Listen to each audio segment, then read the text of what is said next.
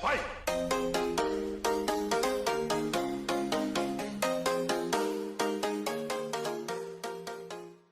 Alrighty, what's up YouTube, Spencer K here, and I'm here for Nations 4.0 retirement video. Up at the top of the screen you can see that it says created in survival mode. I'm going to put it in creative now, just to fly around and show you guys it. I'm going to exit without saving. I just wanted to show you guys that, because I hate when factions and stuff have people in creative.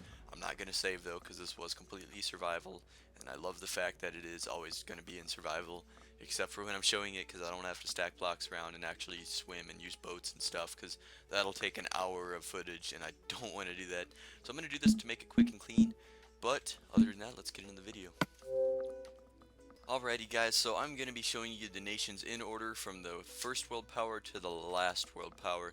Now, not to sound in favoritism of myself or anything like that, but since I was on the world more than anyone, because I was host, I did end up taking first in the end.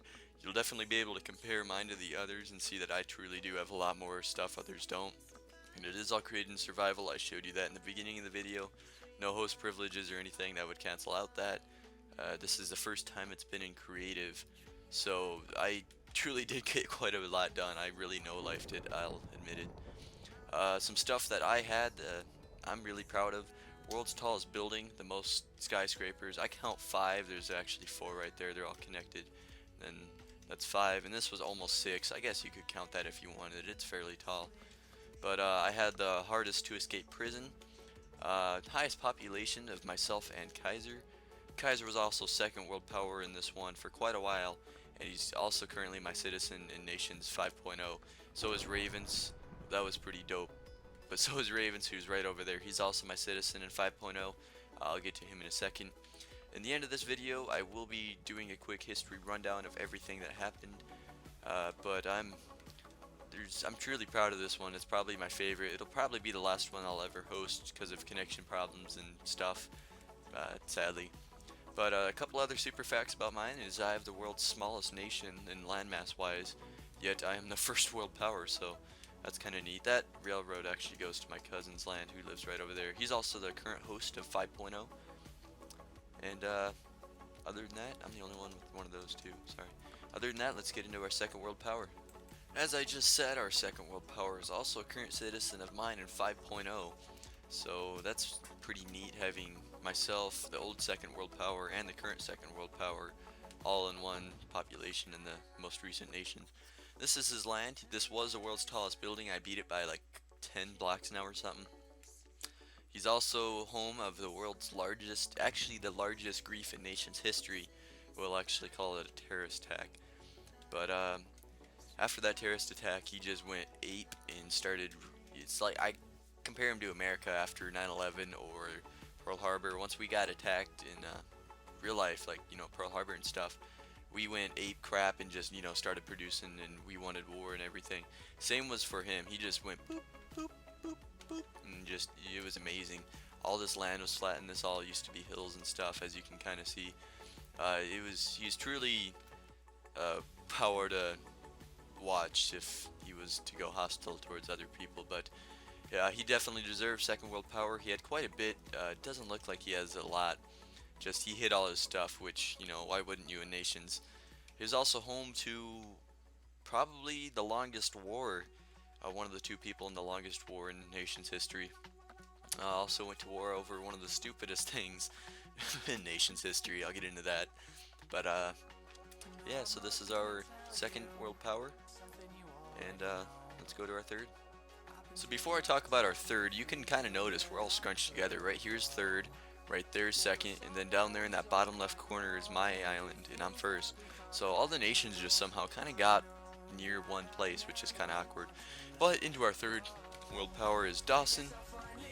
He's probably been on the world less than anyone else that's in the top 5, which is really impressive because he's probably only played 5 hours, 6 hours, 7 hours total, and he's third world power. So you can tell a lot of events have happened that have crushed other nations and just slowed him down big time. And he wasn't involved in anything. I can say the most he was involved in is people kind of using his land to go to war with each other, which he hated. But I mean, he never really attacked anyone, so good on him. He was starting to build 5 little skyscrapers here. They're all connected though. I count that as 5 because why not?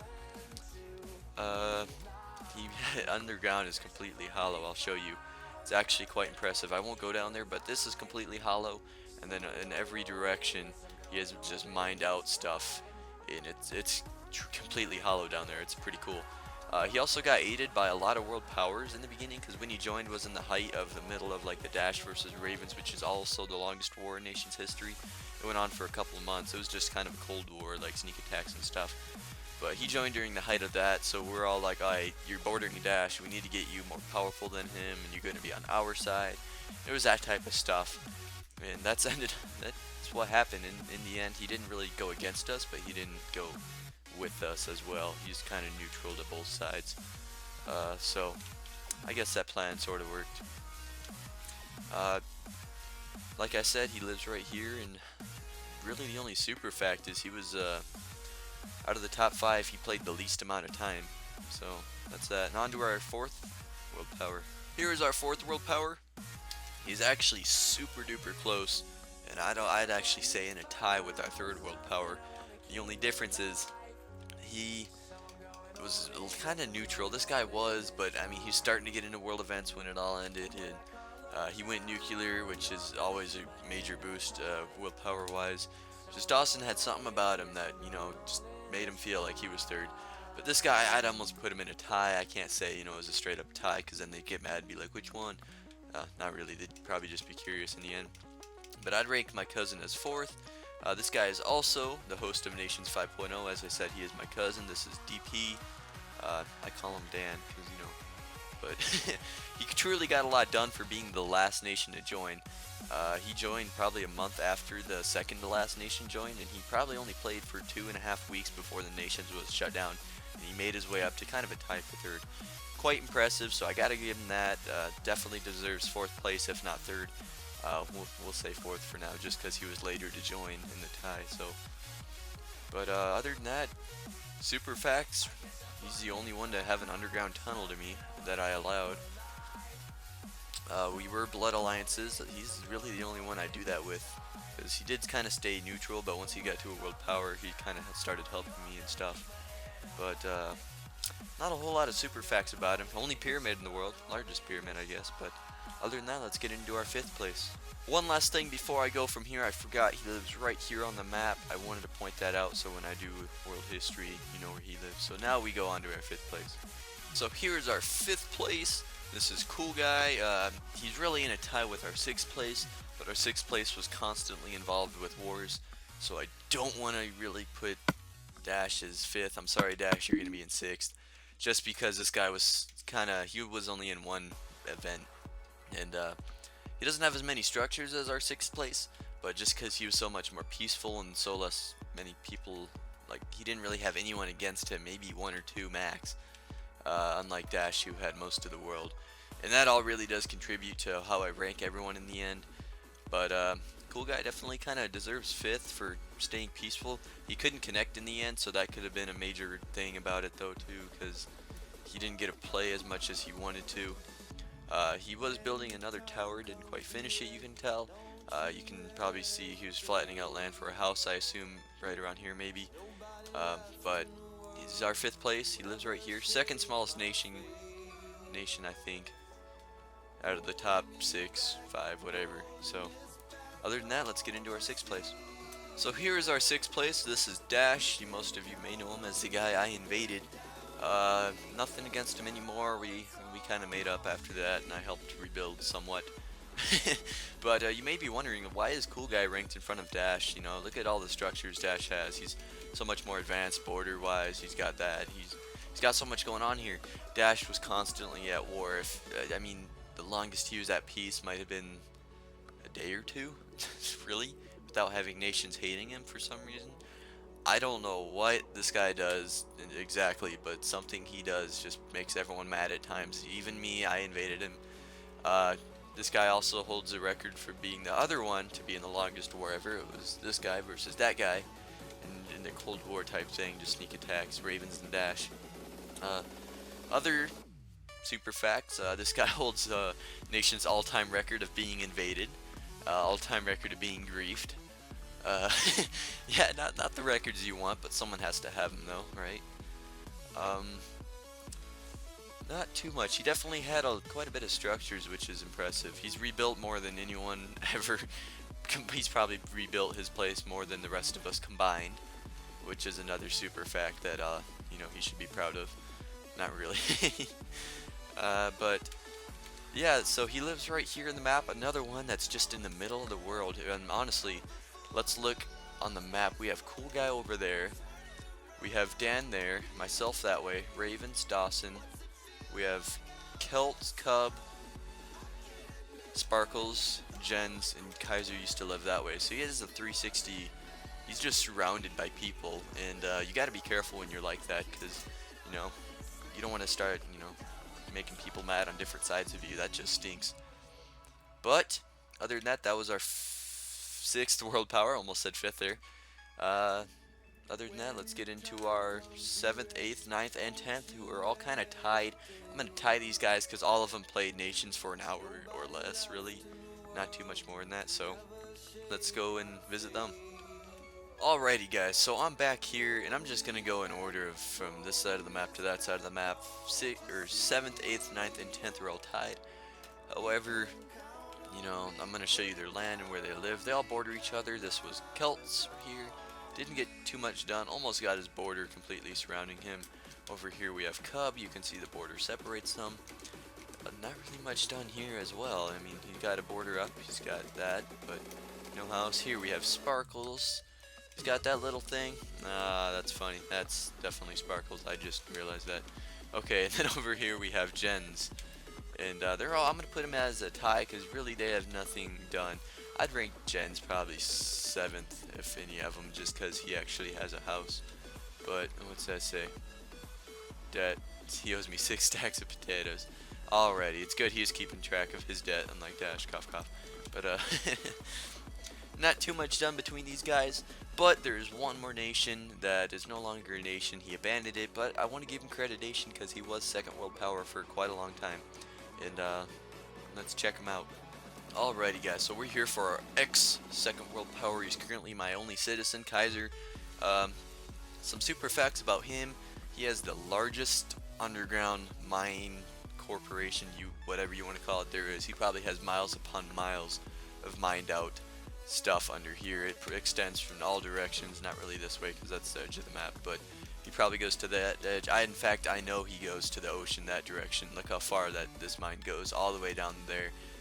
He probably goes, well, that way, somewhat that way. I know this way and that way for sure. He has mined. Other super facts, he has mined more diamonds and everything than anyone else combined. Any other 2 people combined. Same goes for iron, gold, anything down there that you can possibly mine. I guess you could call him the smallest nation besides me because he doesn't have very much land, but he kind of owned the entire snow biome. He just didn't put a border around it because he thought that would be a waste of time, but he definitely defended it. Another super fact is 95% of all lava buckets that came into this world somehow came from his land, from this snow biome, because of him. Truly was a world power.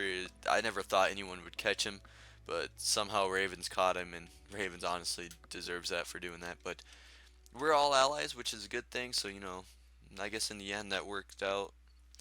I don't even want to go down there. There's not a lot of above ground structures just because he spent all his time below ground. But yeah, you can already tell that it's just going to take hours to actually show you all his stuff. And it's nothing cool. It's kind of just looks like a mine. Nothing neat about it down there. So it's all abandoned. Everything that he owned is now in my land. So that is another reason why I'm world power. Because, I mean, he had the world record for mining the most stuff, and now that's all in my possession for the most part. But other than that, guys, those are all the nations. Let's go ahead and do that quick history rundown. It all started in the beginning with Kaiser and Dash fighting. They've always done that throughout nation history. Nothing new about that. But this time was kind of weird. Like, it was dragging other people into it. Like, sometimes Coolguy would get involved, I would get involved, Ravens would get involved, and just little things would annoy other nations between these two. Like, they'd be fighting and arguing, and then pretty soon, I'm doing something and I get involved for no reason, or I get hit while I'm out in the middle of the desert doing something. Same goes for Kaiser or Ravens, whatever. Some little event happens, and then pretty soon other nations are getting mad, and it's kind of getting ugly and stuff. And then one day it was just a joint effort. Kaiser came over here, grief Dash. Coolguy dug a tunnel right up into Dash's house right there, and I'll actually check that out in a second. Ravens came over here, did something, and then I think I even did a little bit of something just because, you know, I think I died or something because of one of them. And, you know, I got my stuff back, but just the point of that really made me mad. It should have been down here, I think. Yep, here it is. This mine, it was mined out. I don't know where it goes. Yep, this mine goes all the way to Coolguy's house. Exactly, I don't know what, but I thought that was pretty funny. Uh, I dash hated it, but I thought it was funny, so that is proof I wasn't making that up. And so yeah, that kind of started the world event. And then from there, after that major grief, I got Coolguy, Kaiser, and Ravens were all like, hey, let's all pitch in, rebuild his place for him. But while doing this, he has to promise he'll stay peaceful, because he was kind of aggravating all of us at times. And one day when he wasn't on Nations, we all went in and rebuilt everything. We rebuilt his border, his house, his just almost everything. And we actually finished his border. Before the grief, his border wasn't quite done yet, and we finished it for him, just kind of show we're sorry. And it went peaceful for a day or two, but then the Ravens and Dash War kind of started, the Cold War. And that went on for a couple months. It all started because Dash wanted to buy some chickens from Ravens. Ravens is like, I'll give you 2. Dash is like, oh, I want 4. And they argued, and then in the end, Dash ended up killing a couple chickens. Ravens got pissed, of course, because, you know, you don't do that. Ravens came over here, started griefing him, and it just went back and forth, back and forth. I mean, there was times during the war, Dash took 1 potato because someone stole all his potatoes. He took 1 potato from Ravens. Ravens found out about that 1 potato stolen, went over here and just burned Dash's border down for 1 potato. It's a true story. You can ask Dash, you can ask Ravens. It's, I don't know, it's weird, but that it just went on and on and on and on. And sometime during the Cold War, when Kaiser was moving in with me, he was just moving into me, not into me, well, that's gay, but he was moving in with me, and we were worried because we were using this river right here to transport all our stuff to our island, this little river here. We're worried that they're going to try to steal it, because you got to imagine 95% of the world lava buckets, probably a good 80% of all the world minerals came through this river at some point. And we were kind of worried about that. But thankfully nothing happened. In the end, Kaiser actually moved out. He only took a little bit of stuff with me for owning all that stuff. He's like, no, I just want a little bit. So I gave him a little bit. He moved into the jungle, started out as a colony, and he's like, hey dude, can I be free? And I was like, yeah, no problem, because of course, he's just such a cool guy. He gave me almost all his minerals and stuff. I was like, no, you cannot be free. Yeah, I gave him his freedom, of course, right away. He's a new nation in the jungle. He actually decided to become a terrorist because of the ongoing events between Ravens and Dash. He went, burned Dash's house down, and blew up Raven's building, which was the tallest building in the world at the time, however many floors that is. He went and did both of that, and yeah, I mean, this is 2 months into their Cold War. They finally made up because of that terrorist attack, and Ravens went after Kaiser, got Kaiser's stuff. Kaiser's like, alright, I'm done, and moved back in with me at my island. About that time, I finished moving all his stuff over. It took a long time to move his stuff over, and it scared me because this war's going on, and then Kaiser's a terrorist going on, and Dawson over here was getting mad because they were going through his land to fight. Look, this is the only way for them to get to each other on land. You got the bridges here, and that's Dawson's land. So that was really that. The only other major war that happened after all that is when Dash refused to pay his debt. He owed me thousands of potatoes. He refused to pay them to me. He's buying like diamonds and stuff because of the Cold War. Raven still owes me a debt, but the world was retired. They were both going into massive debt to try to beat each other in the Cold War. And in the end, he's like, I'm not paying it because of something Kaiser did. I think it was a terrorist attack, actually. And I went over there, I'm like, yeah, you're gonna pay it. And he's like, nah. And that's when that invasion video came from. With that, guys, I hope you enjoyed. That is Nations history, Nations 4.0 history in a nutshell. If I missed anything, if you guys want to know anything else, please let me know. I'd be glad to answer it. But other than that, I hope you enjoyed. Definitely stay tuned for Nations 5.0. There's going to be a lot of action coming up soon. I can just tell, I can feel it. But I will see you all later. And my bad habit of saying this 9 times, I hope you all enjoyed.